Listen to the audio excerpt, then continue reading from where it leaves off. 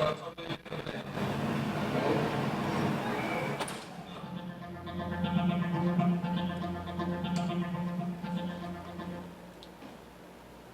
the first word that comes to mind when you hear your relationship with your doctor?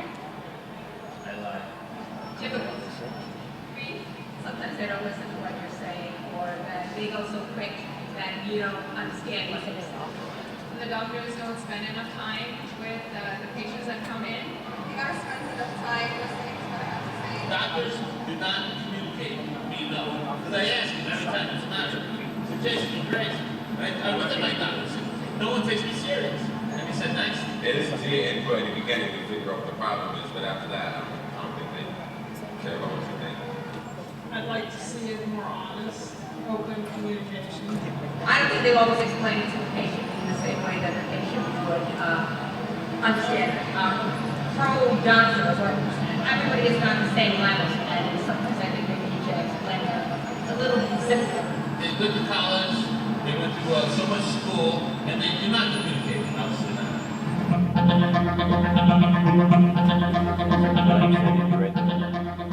Yeah, that's his feed that I'm sending you right there. I don't know what you're going to do. Does anybody think Spider-Man has some kind of mental disorder maybe? So these are the objectives: to define health literacy, discuss the scope of the problem and how it impacts health outcomes, and then at the end we'll talk about a little bit of the tools and skills to make our practice patient-friendly. So now this is, I'd like to make this session, since we're a small group, more interactive than anything.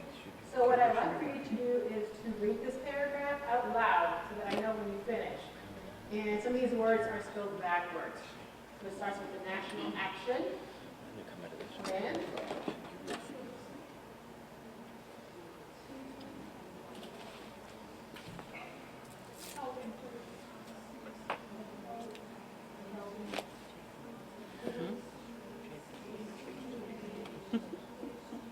No one can see you.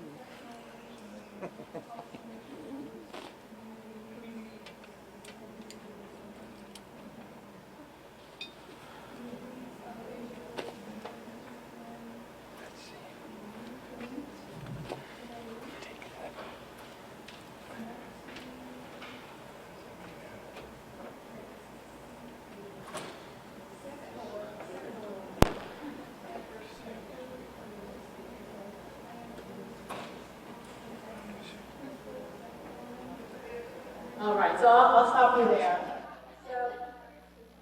So then the question is, a little bit that you read, what is it telling you? Can you understand the context? And so I just kind of want to give you a flavor of what some patients might go through, that maybe they went to a few years of school and they can actually read, but at the end of the day, can they understand what they're reading? And the answer may be no, because they may know the words, but they're trying to concentrate on reading the words that they don't get the meaning of it. And so this is this on to, maybe we can take this one off? Yes. Thank you. This is a Time magazine from 2006. I think this is really outdated, but unfortunately the information is still very similar. And so it's telling us about the dropout nation, that 1 out of 3 public high school students will not graduate. And if you are of African American or Latino background, the numbers are even worse. About 50% may not graduate. And this is a website that I like to follow in terms of looking at the America's most literate cities, and these are the larger cities, more than 250,000 in population. And is anybody here from Laredo? Yeah, so a few years ago, I read that they actually closed down their last bookstore maybe 2 or 3 years ago. So I suspect that if they were one of these bigger cities, that would be really at the bottom of that list. But they're looking at newspaper circulation, number of bookstores, library resources, educational attainment, and then they kind of rank the cities. And I just want to share with you where we are in San Antonio. Out of 77 cities, 77 is the worst. We are 71. Only El Paso is worse than us in Texas. Austin usually ranks higher, and I suspect because they're a college town. But Washington, D.C. was number 1, and the most recent numbers was, I think, Minneapolis beat them. But San Antonio is still, the most recent one is 70, so it hasn't really moved a whole lot. So this kind of just kind of gives you the rankings. So there's the mouse. But essentially, if you go from 2005 to the most recent, we're in the 60s, 70s. If anything, it's getting worse. So it's not getting any better. So there's a lot of work for us to do. So in 2004, the Institute of Medicine realized that there's a problem, so they wanted to do something about it. So they published this book called Health Literacy and Prescription to End Confusion. And so that's actually when the San Antonio Health Literacy Initiative also was born out of this, this book and this awareness. And so we've been in place, I think this is number 12, I forgot what that says. So these are the health literacy basics. Literacy and health literacy are different. So you may read those words that we just read, but can we understand? And I like to think about it as a chemical engineer that just got diagnosed with cancer. He might be a very bright person, but now in the context of cancer and health, he's going to hear words like CAT scan, chemotherapy, all these words that he may not be familiar with. In the same way, if you talk to me about mechanics, I wouldn't know anything about mechanic literacy. So even though I can read and I'm educated, I mean, I know anything about that. The same thing in health literacy. So there are some patients at higher risk, but just because you're educated, that doesn't mean you have good health literacy or high health literacy. We know that it's a very common problem. It's also a predictor of health status. It's shame is a major barrier. So a lot of times you may not know that the patient has a literacy problem because they're not telling you they have an issue, or you can't tell. We do know that it's associated with higher healthcare costs, and I have some slides to share that with you. You can't tell by looking, and we have providers, nurses, doctors, dentists, all across the board that have limited training in health literacy. But slowly but surely we're changing that. In fact, this morning, from 9 to 11, myself and my colleague, we actually taught a health literacy, the exact same one, to our medical students in the first year, just across the street at the Health Science Center. But this is after 20 years of this, so slowly but surely. So this is the definition by the Institute of Medicine. Health literacy is a degree to which individuals have the capacity to obtain, to process, and understand basic information and services needed to make appropriate health decisions. So first, can they get the right information? Can they process it? Can they understand? And can they act to actually make the right decisions for their health? And here's another one of my favorite videos.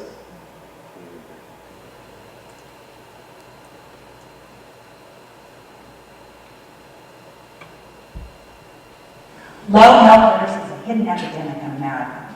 It causes needless suffering to millions of patients and their families, which translates into billions of dollars in unnecessary healthcare costs. Fortunately, this problem is starting to get national attention. This is World News Tonight with Peter Jennings. We're going to take a closer look tonight at something that is baffling millions of Americans: how to make their way through the thicket of instructions, the directions, and the guidelines given to them by their doctors. Now, about 40 million Americans are functionally illiterate, which means they read at or below the 5th grade level. They have an impossible time. But even literate Americans can be overwhelmed. Here's ABC's Jeffrey Cohen. It's estimated that 1 in 3 Americans struggles with what is called low health literacy. Many can't read, but many others are simply overwhelmed by the directions they're given from doctors and pharmacists. It used to be when you got sick, you went to the hospital and stayed till you got better. But with new drugs, new technology, and a never-ending push to cut costs, patients are often sent home before they understand just what they have to do to take care of themselves. Average Americans are struggling with modern health care. It's hard to be a patient these days. What's it like to be a patient? What challenges do they face?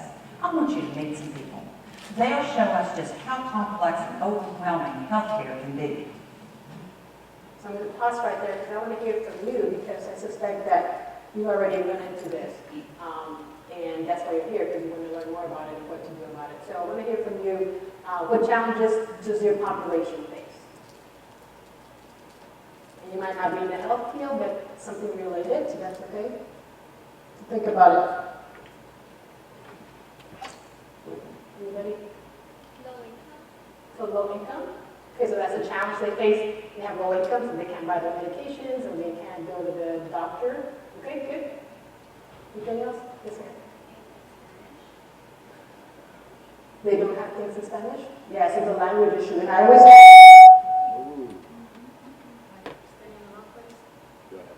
I always share the story about this mother that lived in California and had a daughter that had epilepsy. So they prescribed Dilantin for her. And the bottle said, take once daily. And Dilantin is a pretty powerful seizure medicine. And so this was a little girl that said, take once daily. The mother only knew how to read in Spanish. So once in English is O-N-C-E, once, so that's 11, right? So the mother gave the child 11 capsules of Dilantin. So the story was that the child eventually ended up dying because of the overdose, because of this little miscommunication that, was written in English, but she read once, and, it was just a harmful mistake. So yeah, so language is an issue. Anything else? Do you see in your clinics, in your area of business, in your work, that might be a potential? Yes, sir. Shame of admitting you can't read. Yes, shame of admitting you cannot read. So, I'll show you a video that Mrs. Walker, she's very eloquent, but she says, I walk out of that doctor's office thinking, I hope I remember everything he just told me, because he doesn't know that I don't read. And so yes, shame is a big issue. So we need to make sure that we make it okay for them to share that with us. And at the end of the day, when I explain to them, I'm here to help you, it's okay if you don't, but if I don't know that, then I can't help you. One more?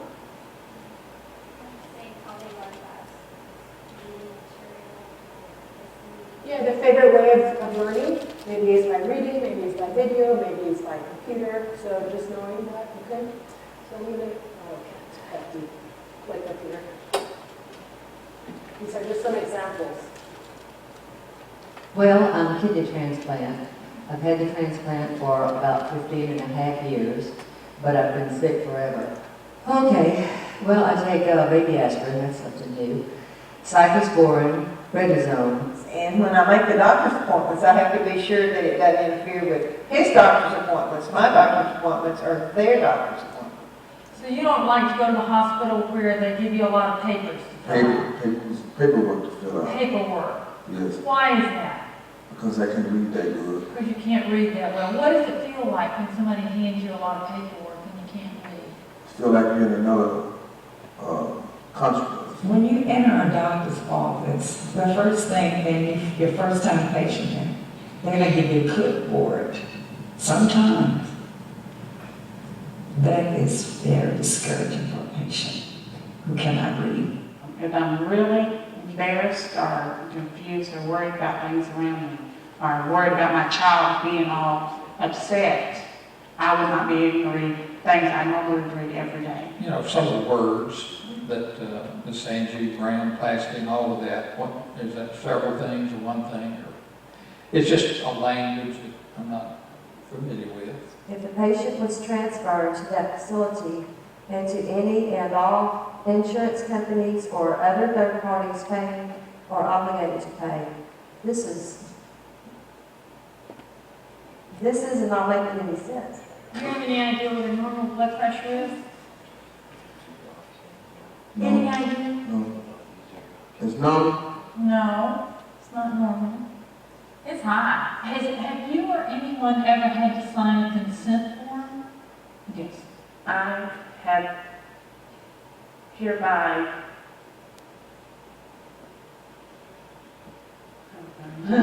authorized. See, he knows people. And even though they represent all education and reading levels, they have one thing in common: low health literacy. It's so easy to make harmful and costly medical mistakes. Just listen to what they have to teach us. So what you do, you come out of that room, that examination room, with this intelligent woman or man, thinking, God, I hope I don't make a mistake with my medicine, because I did not understand anything he or she saying to me. When your children have fever, what do you usually give them? Motrin, or normally Motrin, because that's what my doctor recommended. How old is your daughter? She is 4. She's 4, okay. I would give her the 4 to 5, a tablespoon and a half. So you give her a tablespoon and a half. Can you find where it tells you how many you take? The dosage?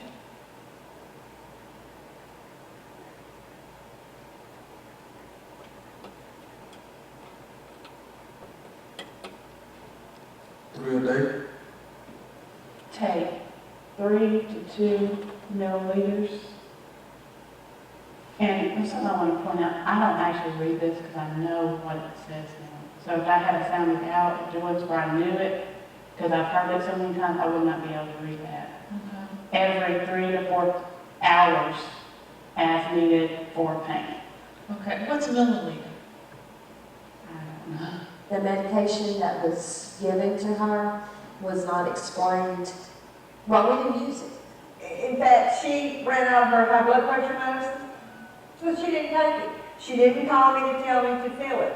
So finally, I found out that she had not been taking it. I said, Mother, you can't do that. You have to keep taking that high blood pressure medicine. And then it says discontinue. What does that mean? How many times do you take these thyroid pills? Once a day. Okay, you take one of each of these? Okay, so you take 2 thyroid pills. No, I take one. I'm more likely got it messed up when I got refilled. And then, are these stickers helpful? No, don't look at it. Don't even look at them. What do you get that medicine for? I don't know for. He just puts me on stuff and he tells me I have not to take it. Law company. We'll stop it there, but did anybody find any of the boo-boos that they made? The mom, what did the mom do? Yes, what's the difference? How many milliliters is in a tablespoon? So it's actually Oh, no, 15 and a 15 in a tablespoon. And a teaspoon is 5, so yes, it's 3 times the dose. Next we have, what else? That gentleman with the high blood pressure. It was obvious that he knew his numbers because it said 3 a day, because the label said 3, but that was not even close to what the instructions were, right? So, and these are actually real patients. They were filmed in Atlanta, Georgia, many years ago. Has anybody seen this video? You know, so I think it's still powerful. Does anybody recognize the newscaster at the beginning? Peter Jennings, the older of us, yeah. So he was actually a high school dropout, and he kind of went on to be a newscaster. But yes, you had a question or comment?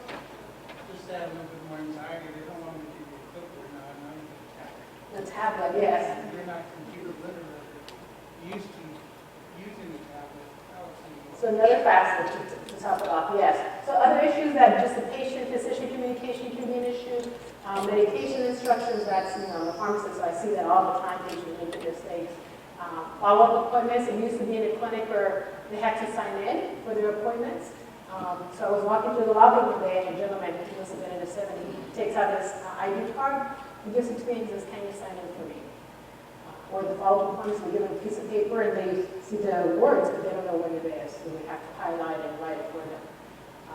Health information pamphlets, I think we spend so much effort in translating from English to Spanish that I'd like to know whether that really helps any, because even the written ones in English sometimes are not helpful.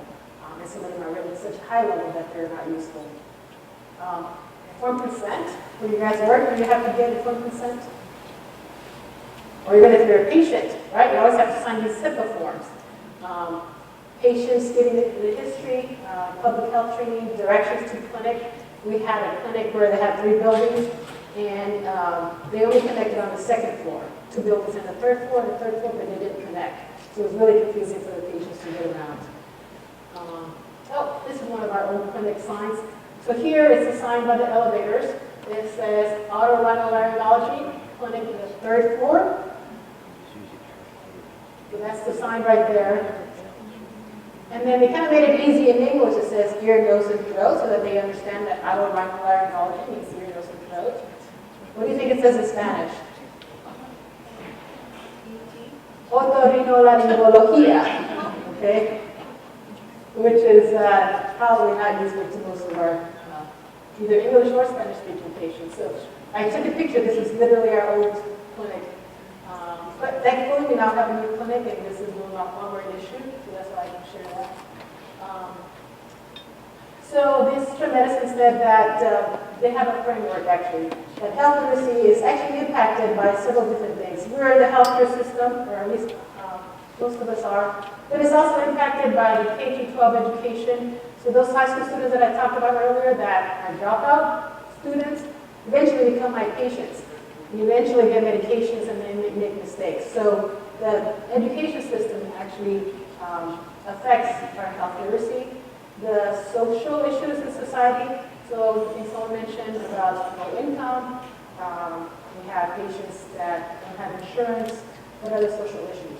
Spanish language or whatever other language. We have refugees from other countries as well. What else?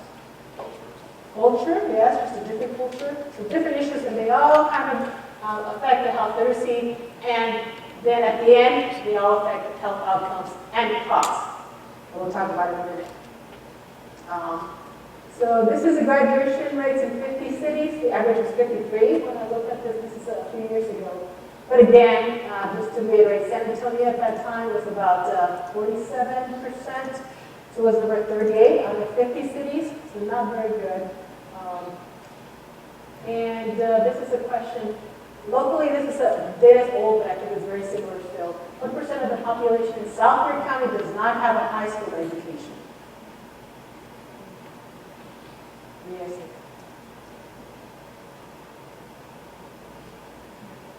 So yes, 45.5%. And this is the information from the Health Collaborative and the last assessment. And so you can tell these are the real numbers. So this is 2010 now. That the South is 45%. But if you look at the North Central, it was 6.9%, 7%. A big difference.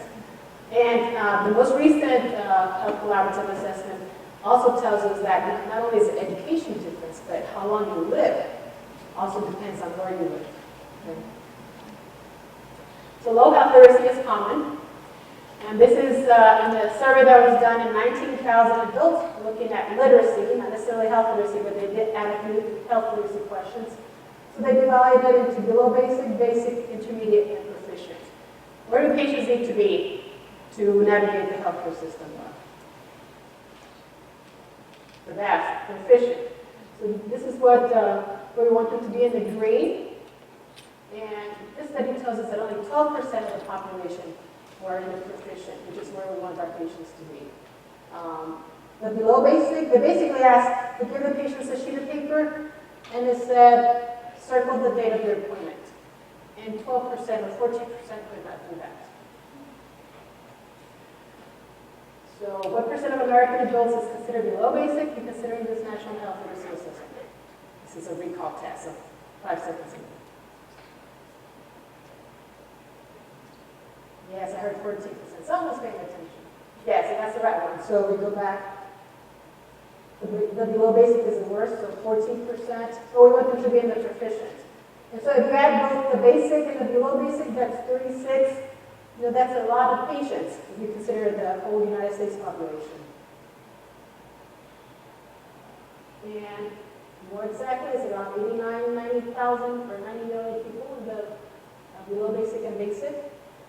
And we actually did, not exactly the same, but we just wanted to know what the health literacy was in San Antonio. So we went out to Walmart and we did basically a test of functional literacy in adults, and we tested them, and we found something very similar. That patients, I think it was 12% in our, instead of 14, it was like 12% in the lowest below basic. But when you consider the population, that ends up being like 250,000 San Antonians in the below basic health literacy level. But these are the patients at highest risk. And think about whether you have these in your area. The elderly, person with limited education, they have members of ethnic minority, they do not speak English before starting school, they're unemployed, or they are covered by either Medicare or Medicaid. Who works with this population? I know I do. Anybody else? No?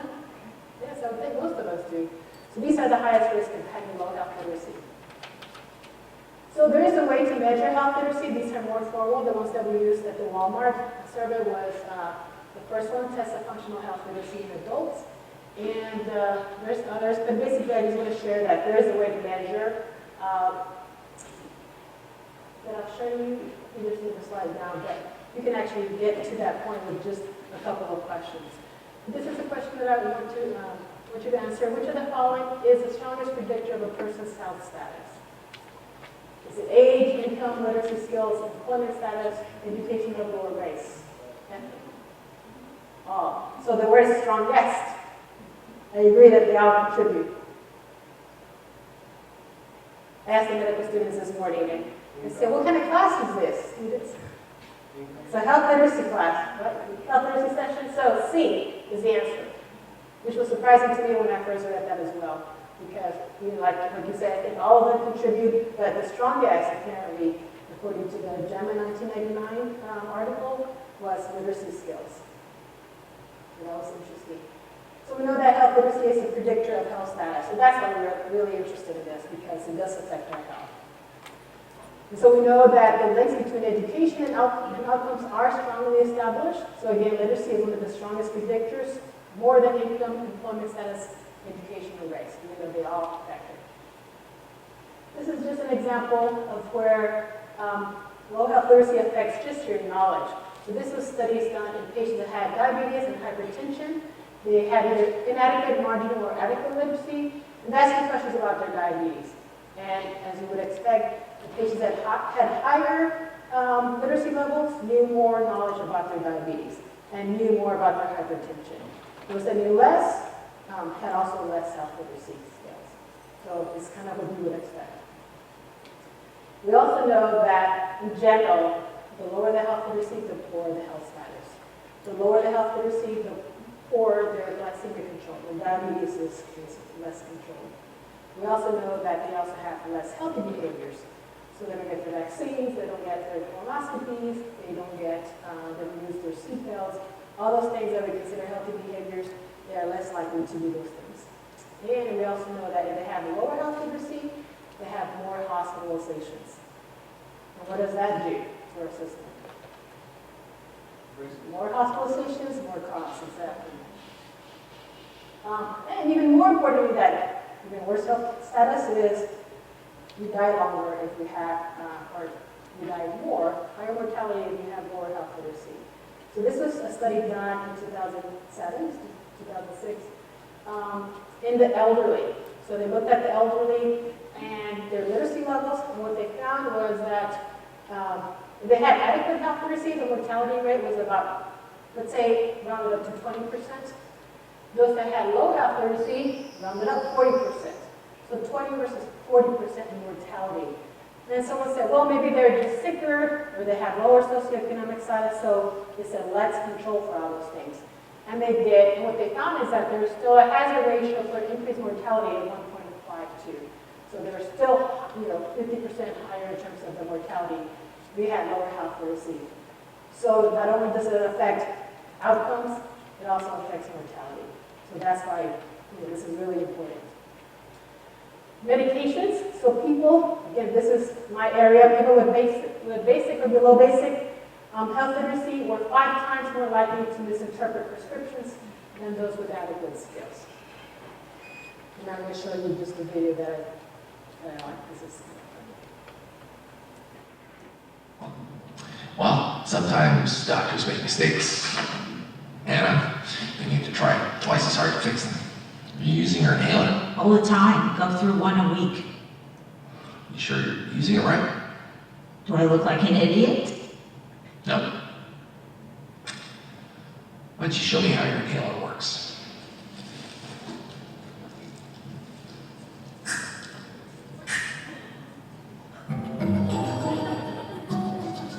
Jerk. So, we think it's funny, but, unfortunately, I see this in clinic all the time. And, it's amazing what patients can do when they don't understand how to use their inhalers or medications, whatever it is, their insulin. I have a patient that has diabetes, and I started her on insulin. She injected, so the nurse taught her how to use it's a pen, it's an insulin pen. And so she showed her how to use it, and her numbers kept on, they were like 300. Normal is less than, 120. And so they kept on being at 300, so I kept on increasing the dose. And so I finally had to start her on another insulin, and so the patient received the insulin from the pharmacy with a pamphlet, and she was reading the instructions on how to use the insulin. She called me and she said, Doctora, I think I know what I did wrong. And I said, what? She said, well, the nurse didn't tell me to push the pen to let the insulin go into my body. So she was just poking herself with the pen. Every day, poking herself so the blood or the insulin was not being injected into her skin. And so of course, once she started using it right, then, her blood sugar numbers came down.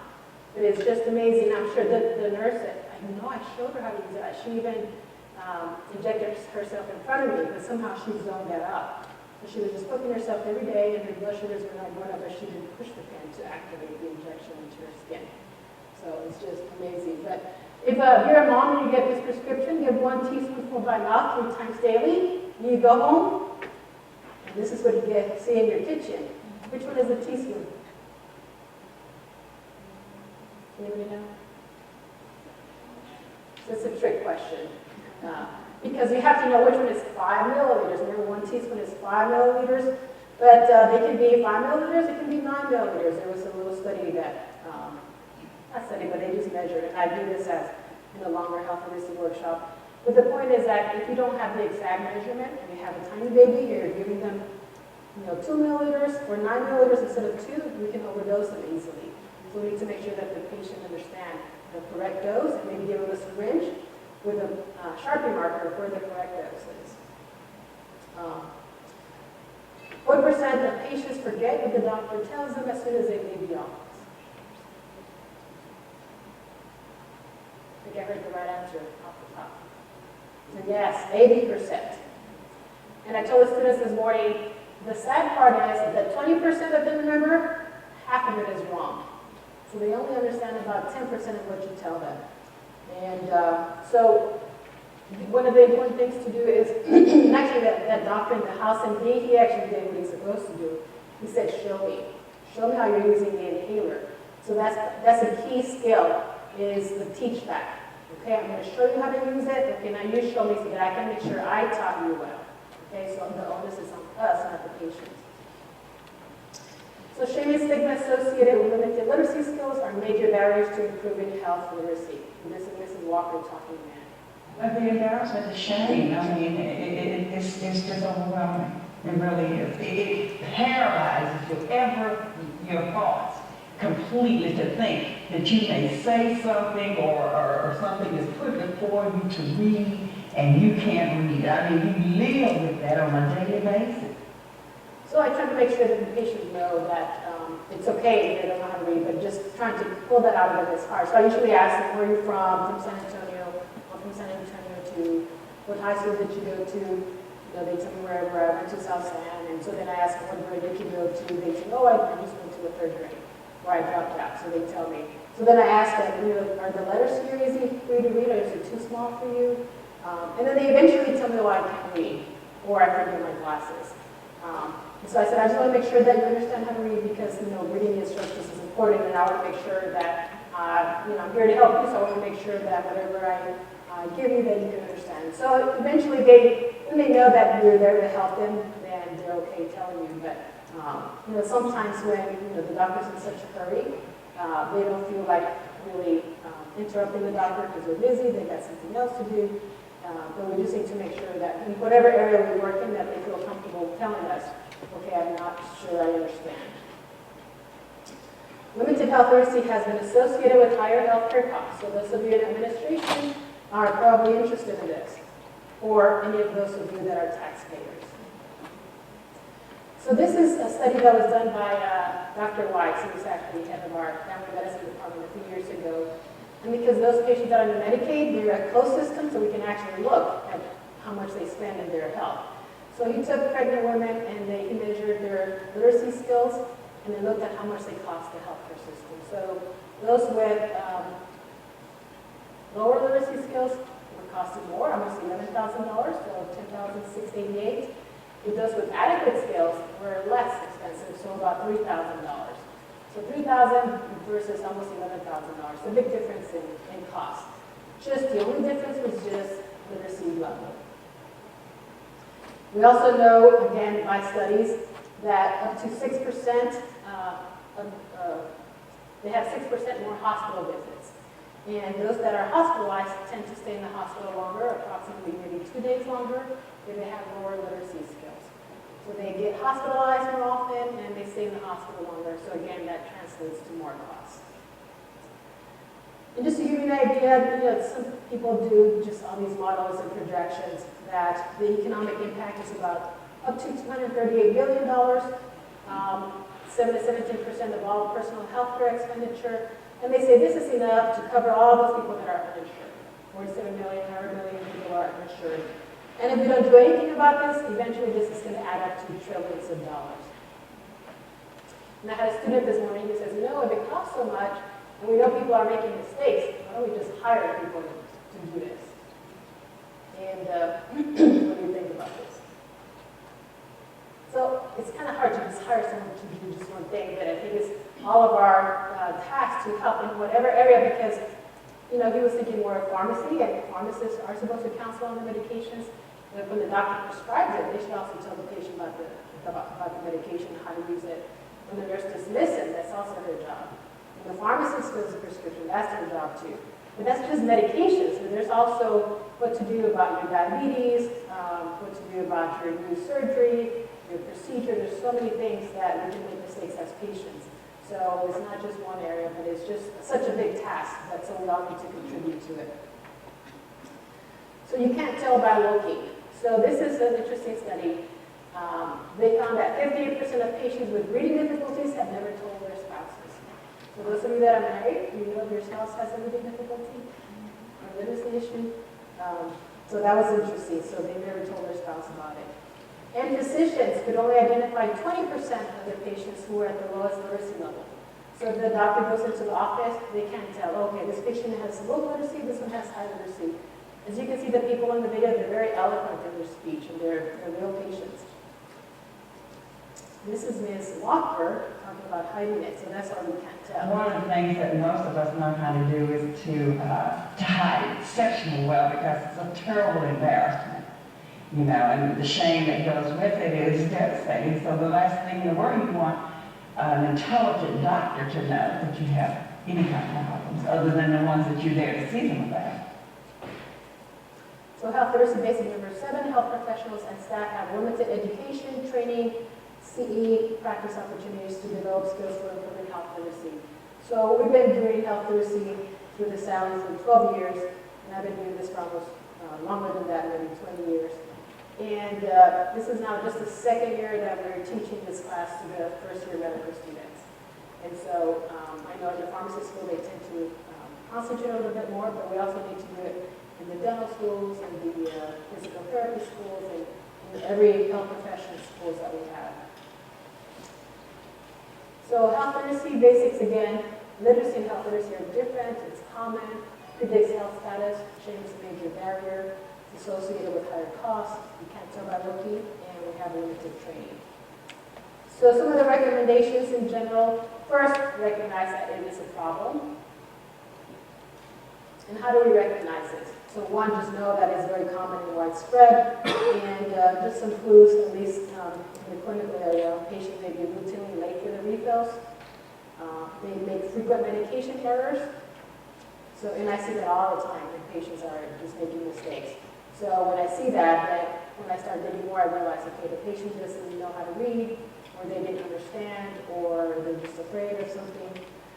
Or if they actually have to fill out some forms, a lot of times they will just fill out their name because that's how they know how to write. And the rest of they either can't read it or they don't understand. And someone mentioned earlier about economic status. Well, these are the patients that need to fill all kinds of forms, right, for Medicaid, Medicare, for the healthcare exchange programs, and that's just very complicated. So that's why we need, they need help filling these things out. Other patients, if you ask them to read something, they say, oh, I forgot my glasses. So I usually ask them, can you read what the label on the medication says? And they kind of go like this, oh, I forgot my glasses. But probably they may not know how to read. Or if I give them something, they'll say, I'll read it when I get home. Or their husband or wife, you just give it to them if they're there with them. Or they just show a lack of interest because they're just not understanding what you tell them. Anything else that you guys can think of? Of people that you work with, your clients, customers, where you say, okay, this patient probably has a low literacy skill, but I need more help.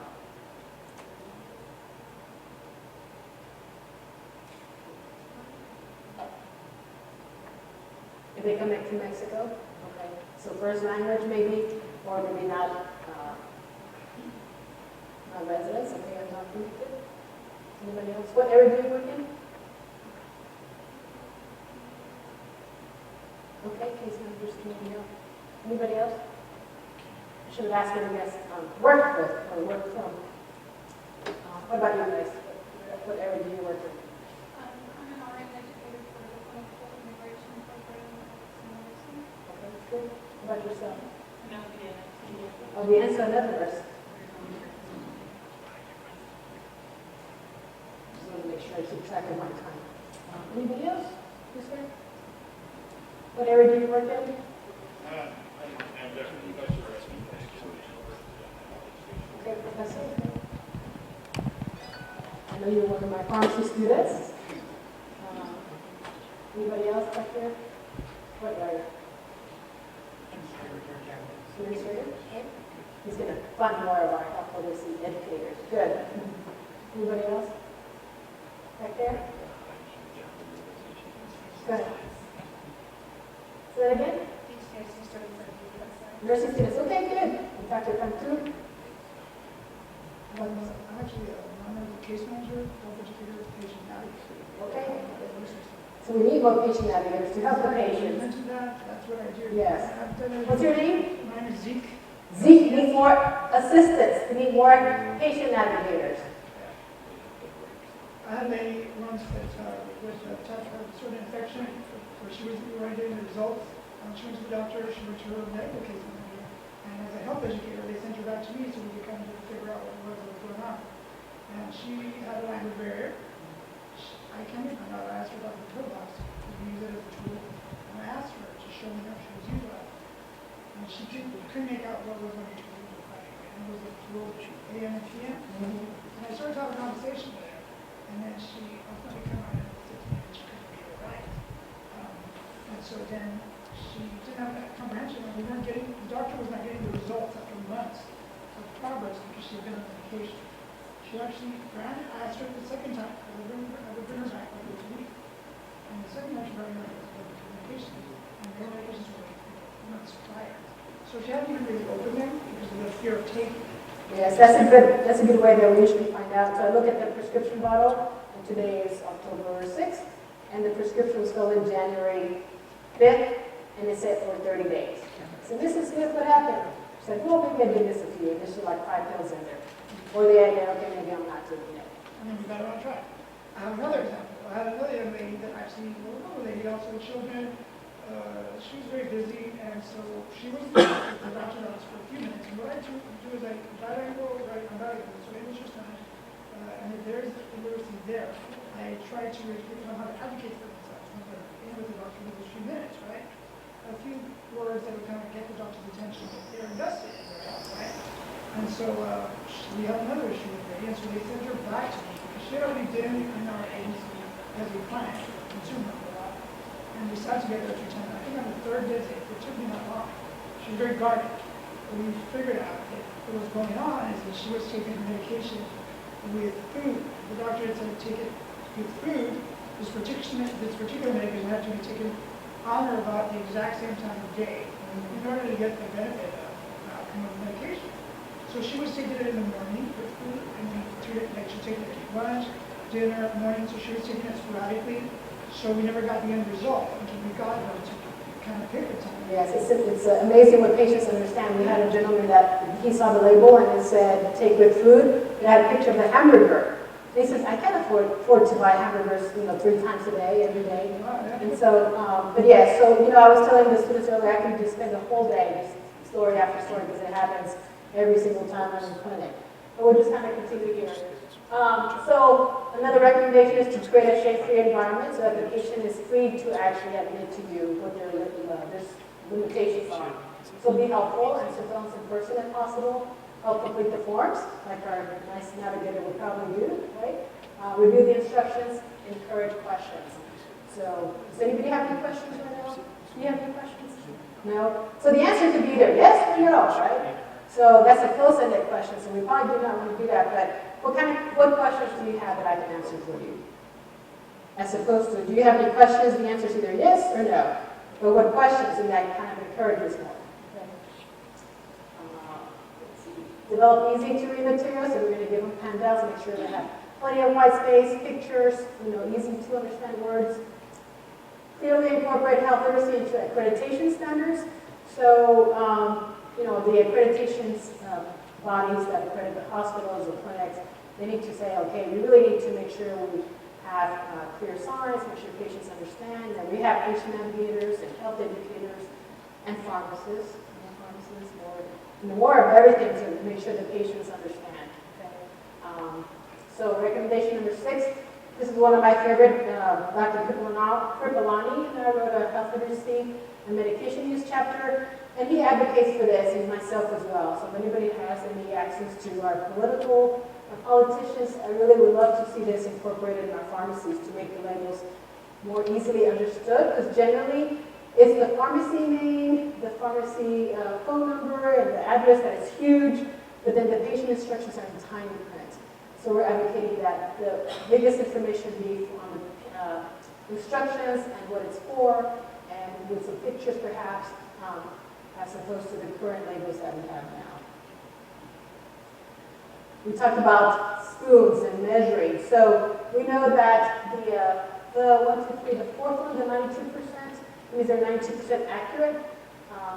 But the fourth one is a scoop, so that may not be very, when you have a little toddler, they're going to fight you, so you might spill a lot of it.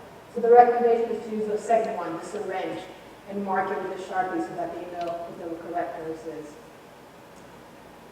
Improve your communication skills, show empathy, be an active listener, use simple language, slow down, avoid information overload, if possible, include family and friends, tell stories, and make sure we understand the cultural context. I know we're in San Antonio, so it's usually, the Hispanic population, but we do have more and more refugees, so I know we have a good number of other patients in our clinic that come where we need to use translating films. I speak English and Spanish, but when there's a Korean or from another language, then I have to use that, and I can see the difficulty in trying to communicate with patients in that sense.